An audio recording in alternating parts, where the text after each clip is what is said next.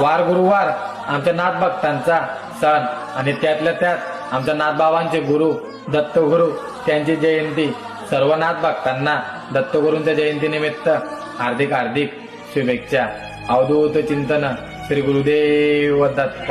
हा आदेश अल्लाह निरंजन. निराकार गुरु गुरु रे निर्गुण गुरु सृष्टिकार गुरु विश्वंभर गुरु विना नो हे साधू.